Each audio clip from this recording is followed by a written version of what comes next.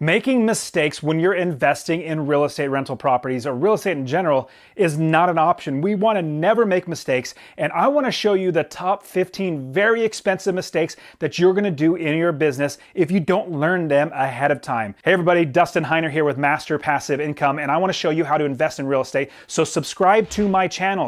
Don't miss out on all this great content, all these great ways to invest in rental properties and make passive income to quit your job. So subscribe to my channel right now. Now let's get into the actual meat of this video, where we're talking about the expenses that you can actually come across as a new investor. See, I started investing and I did all of these mistakes, and one after another, I kept learning that was wrong, don't do that. This was right. Continue to do that. And so I want to share with you all the lessons that I've learned, and hopefully you will be able to save tens of thousands of dollars and loads of your own time doing it the right way. And the first issue that I see many starting investors do, and I did myself, is not making money when you buy the property. Now that might be kind of weird. How do you make money when you buy the property? Well, you make it by capturing equity in the property. You capture equity when you buy a property for lower than the value of the property. Now let me give you an example. Let's say you're going to buy a house. It's worth $150,000, but you negotiate with the seller and you negotiate down to $130,000. Well, you just made $20,000 in equity right then and there from the seller. They might have a great deal. They might have bought it back, 40 years ago, and they don't owe any money on it. They're making a good deal by selling to you, and you're making a good deal capturing that equity. So that's how you make money when you buy a property, by negotiating and getting it lower than the actual value of the property. Another big thing that I see all investors do is they buy a property with little to no cash flow in the rents that you receive minus your expenses. Because the way it really works out when you invest in real estate rental properties, you have your expenses. You add up all your expenses, your taxes, your insurance, your mortgage payment, all that sort of stuff. You add all those up, that's your expenses. Then you have your income, which is your rent. That difference there is passive income. Now, I've heard many investors say, well, as long as I'm making $50 per month on a property, I'm happy. Or I'm making $100 a month, I'm happy. I completely disagree with that. Here's the reason why. If you're only making $100 a month, let alone $50, but if you're only making $100 a month, and after an entire year of perfect renting, nobody's evicted, it's not vacant, that's only $1,200. Now, $1,200 is a lot of money, but what happens if you have a furnace go out, or a water heater, or the roof go out? God forbid something happen like that.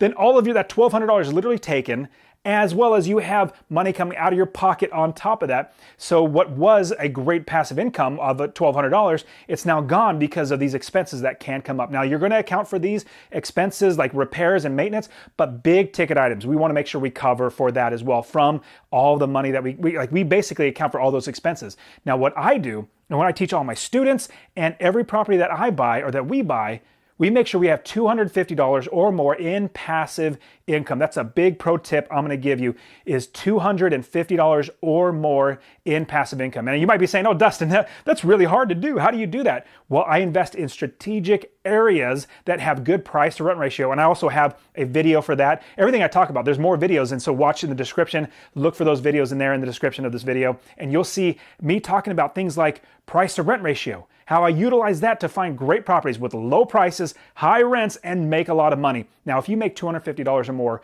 in passive income from a property, that's $3,000 a year in passive income. That's how I and my family live. We make our money off of real estate. So with 30 plus properties, we're making $250 or more on those properties. And some of them, actually a majority of them, we don't even have a mortgage. So we're making close to $400, $500, $600 on these properties. So you want to make sure you're making at least $250 or more on every single property. A big issue that I find that all investors do is we overestimate the amount of income that we think we can get from the property. So if it can rent for $1,200, you want to think that it rents for $1,100. So you go under. This is the big pro tip I want to give you. If you think it could rent for $1,200, lower the amount that you think you're going to get when you run your numbers by like 10%. And if you can still make money by lowering it 10%, if you can still make that $250 or more every single month, then it is probably a good property. So don't overestimate how much you can get in rent. You want to underestimate that. Now, like overestimating, you also have people, and I've done this too, I underestimated my expenses. I said, you know what? It's probably going to be around $800 a month in expenses, when it turns out I underestimated, either missed out on taxes or missed out on a fee or whatever it might be. I underestimated on my expenses, and everybody does this, and it would be a bummer if you think it's going to cost $800 a month, but it turns out it costs $900 a month in expenses. That would be a huge bummer. So you need to account for every single expense, and just like your rent, you want to be conservative on the lower end. Your expenses, you want to be conservative on the higher end. So if you think it's going to be $800, put your numbers at $850. If you put it at $850, which is more than what you think it's going to be, and you still make money if the numbers pencil out, then great, you have a fantastic property, because it's so much better to be surprised when you make more money than surprised when you're making less money. And most people, when they start investing in real estate, they start thinking of it like a home that they're going to live in. They start realizing or thinking that, hey, this is a house, and they get emotionally attached to a house. Because imagine this, you're looking for a house to live in. You know,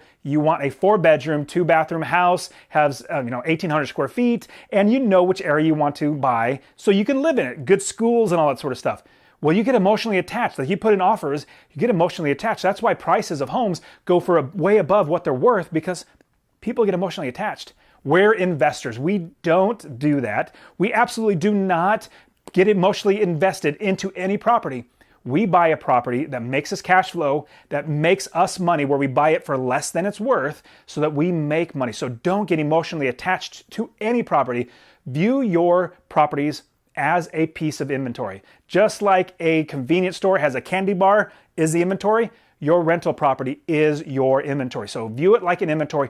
Do not get emotionally attached to any property that you're potentially going to buy. And the next big mistake that investors do, and I literally did it myself over and over again, is falling for sob stories when somebody doesn't pay the rent and not kicking them out soon enough. If they stop paying their rent, you need to get them out of there. I decided I needed to not let people stay in there for longer than they're actually paying. If they stop paying, you start the process of getting them out as quick as possible. And as you're accounting for expenses, you think of everything like taxes, insurance, your mortgage payment, but you cannot forget your rehab costs, your maintenance costs, the things that's going to cost to keep up the property, fix it up. There's a water leak or something happens.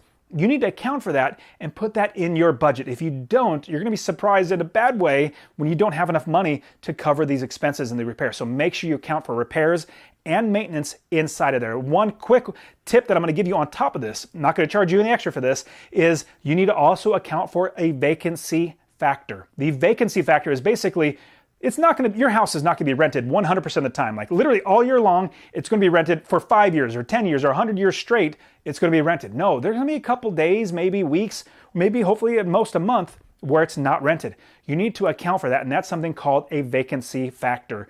Maybe it's like 5% of the time of the entire year, 5% it's not rented. So you need to account for that, because sometimes it's not going to be rented.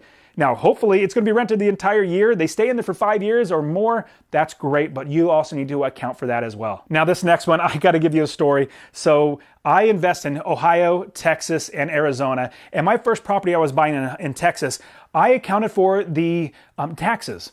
The taxes in Houston, Texas, I accounted for the county taxes. It was like $1,200 for the property. I was like, great, I'm going to make a lot of money on this property. Taxes are only $1,200. I was going to make like $600 a month in passive income. And then I buy the property, not knowing there was a city tax. That city tax was another $2,300 on top of that. And so, oh my goodness, I went from $600 a month down to like $250 or $300 a month in passive income. It's still good. It's still a great deal. Still make a lot of money, but you need to account for every single tax. Talk to your realtor, talk to anybody, like call up the county, call up everybody that you can to see to make sure you're paying all the taxes. So account for every bit of the taxes. And another thing that I did when I first started, and I know everybody's going to do this because all of my students who I coach how to invest in real estate, they jump the gun and they start looking at one property manager and say, hey, this one property manager is good. Let's go ahead and go with that. Say, no, that's not the way to do it. We want to interview many different property managers. What I did was I hired the very, very first property manager that I found. I said, okay, you say you're a property manager, go ahead and start managing the property. It should be fine. Turns out they started stealing from me within 6 months. You don't want that. So what I encourage you to do is absolutely to vet your property managers. Hire the property manager right the first time. Another huge one that you must do is you make sure that you run your business as a business. Now, when I say that, it means have business processes in place. Rent's due on the 1st. it's late after the 3rd. Then you give a 3-day notice. Then if they don't pay, you start the eviction process and you don't stop until they pay everything. That's a part of the business process. Another business process would be, hey, the tenant wants to have a repair done. Let's say, I don't know, they want the carpets cleaned. Well, that's not necessarily something that you absolutely need to do. Your property manager is going to be the one overseeing that. And so what you want to do, you want to make sure you're running your business as a business where the tenants, they put in maintenance requests to the property manager and they request it from you. Anyways, there's business processes you have to put in place so that it can run itself. See, I have 30 plus properties. And I literally only work 30 minutes a month on all of my properties because I just look at the statements, make sure that everything's going right, and then I put it away. I don't do anything else. And you can do that too if you develop the business first and then buy the property and have it run itself. Now, here is one that you must do. If you take anything out of this entire video, this entire lesson, I want you to make sure you do a background check. Absolutely do a background check on every single tenant. I'll give you an example of why. I got an application for a property, a tenant to come into my property. On paper, they look fantastic. Stellar background on the paper, like writing it down. Stellar employment history, stellar money, living, like they have never been evicted, all that great stuff. They look fantastic. Then I ran a background check. It cost me $30, and I found out they were evicted 4 times in the last 3 years. I told myself, I'm not going to be the 5th time, so I just passed on them, and I would not have known that if I did not do a background check. Now, as you're investing, you might find an area you're like, I want to invest, I have money, I want to buy that property. Well, another big problem is becoming impatient. Becoming impatient and jumping the gun and buying a property that is not the right property. It's not in the right area. You haven't vetted it with property managers. Nobody is actually watching over it to make sure it's going to be a good property. And jumping the gun. And what's going to happen is as you're looking at the market, you're seeing every single property on the market in the city, you're going to see new ones pop up. You're like, man, that's a great deal. That's new. Let me jump on it. So be patient. You're going to do so much better if you're patient and wait for the right property. Also, a big problem is when investors think of this as a sprint. It's like, let's get out the gates running as fast as we can, buy as many properties as we can. What it comes down to, real estate investing in rental properties is a get wealthy plan. It's a way for us to get wealthy, also rich too, but we also get wealthy. And the biggest thing is it's not a sprint, it's a marathon. We're gonna get there. Property after property. It's like a hurdle. Just get over the next one, then get over the next one, and get over the next one. Check out this video right here. I want you to get into that video. I want to show you how you can start investing. Subscribe to this channel, and I will see you in the next one.